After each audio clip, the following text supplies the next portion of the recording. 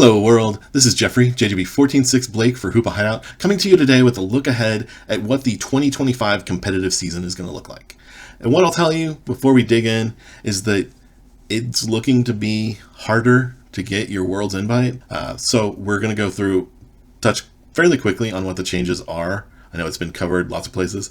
I'm going to talk about how I'm approaching this season, and then we'll leave off. So really quickly, in the past, it's always been Pokemon declares a certain number of points, and based on those point totals, people know that's the bar to get to a world invite. Well, this year we don't have a set number of points. This year it's about placement. At the end of the season, the top 75, 100, or 125, depending on whether you're a junior, senior, or master, in the US and Canada, in North America, will qualify for World Championships. Also, anyone tied with these spots, so if the 75th player in juniors had 800 points, anyone else with 800 points down through, if like the 90th player also had 800 points, all of those people are going to get the qualification. It's the very first person that has, in that example, 799 points wouldn't qualify. So we're probably going to see slightly higher numbers than what these actually show, but it's going to be close to this. It'll be at least 125 masters from North America, Europe, 100 from Latin America, 20 from Oceania, and 10 from the Middle East. I personally think these numbers should be at least doubled. I think double is about appropriate. Oceania, I think, should be more like 100, but I don't make the rules. I don't have the goals that Pokemon does. They've declared here that they want approximately 1,000 players total at Worlds, between all the divisions, and for about half of those to be masters, and then around a quarter each for juniors and seniors. So like 250, 250, and 500. Seems low to me, but that's what it is. For league challenges and cups, basically everything stayed the same point-wise, but we only get to count 4 instead of 6. Again, I think this changes backwards. I would like to see it at 8, like it was a few years ago. I think locals matter more than anybody in the top tier of the competitive scene wants to admit. I think they also matter more for the game than people are wanting to acknowledge. But what it does mean is that you don't have to focus all year about playing every single cup and challenge, because you only your top 4, and once you really have second place finishes in everything, you're probably pretty solid for it, because that you're looking at 160 plus 12 times 4, 48. So you're looking at about 200 points. If you can get about 200 points from cups and challenges, that's a solid amount. And really the stress to get from that 200 to the absolute max of 260, you don't need to put yourself through that. If you get to the point that you have 200 points, I would just say, okay, anything else I play at locals is for fun, which is good, because playing for fun is a valid reason to play the game, and it is it's nice that we're gonna have more time for that, since we have fewer regionals, and fewer regionals can matter. What we're seeing, it looks as though the best finish limit for regionals is 6, but that's shared with internationals, which means that you could get your best 3, your highest point earning finishes at internationals, plus your best 3 from regionals, and that represents your total best 6.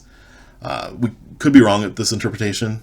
Maybe there's meant to be a split here, and we just don't know. But that seems to be the interpretation that most of the world is kind of going with. If that's the case, it means that internationals and international finishes are super important, which is another thing that a lot of people take issue with. If you go to 3 internationals, you have a huge advantage over someone who can't. I know I was already planning on going to at least 2, so I may stretch the budget and go to 3 this season. I haven't decided yet. But just for comparison's sake, I do want to touch on a few key points. Say you finish in the top 256 at an IC.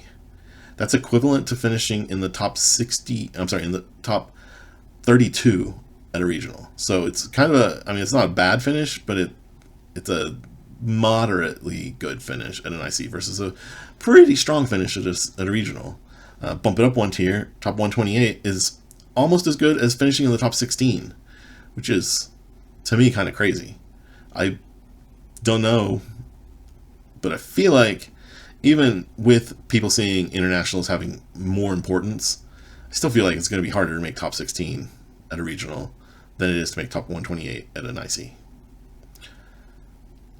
All of that said, we see what we need to do.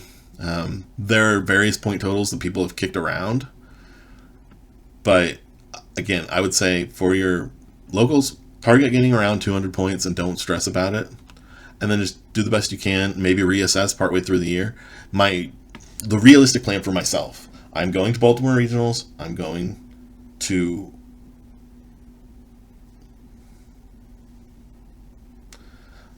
current plan that I feel like is realistic for myself is to go to Baltimore regionals, go to Louisville regionals, and then go to LAIC, and then look at where I'm sitting at that point and make a judgment on how I feel like the rest of the season could pan out. I'm going to work hard for those events, and if I can make something happen there, great.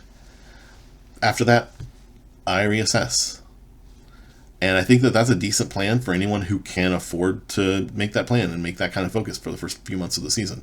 If you're doing well, then, put your foot on the gas and just go. If you're not, then maybe you decide to pull out. I haven't decided for sure how I'm going to, and I won't decide until I get there.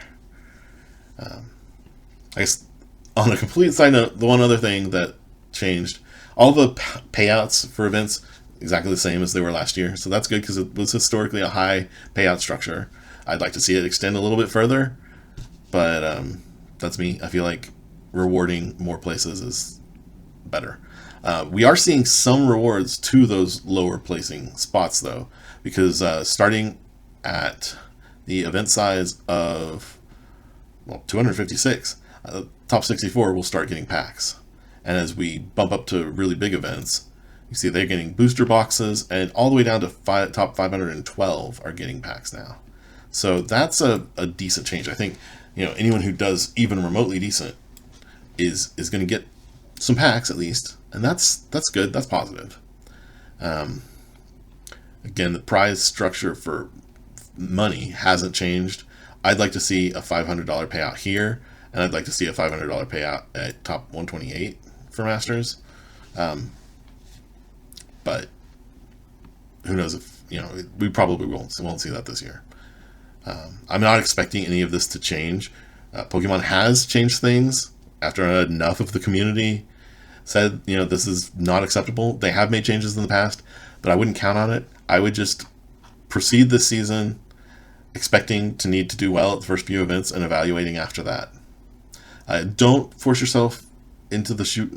Don't look at the whole as being, well, I have to be in the top 125 after the beginning, especially if you haven't gone to an IC at that point. But do, take an assessment of where you're at. And, you don't have to make a decision about your entire season this early. With that, I'm going to go ahead and wrap up for today. I want to say thank you for tuning in as long as you have. We'll have some more fun content with gameplay and deck lists and whatnot coming back here early next week. But I wanted to get this out while it's as relevant as it can be. Thanks again for tuning in. I'll see you next time.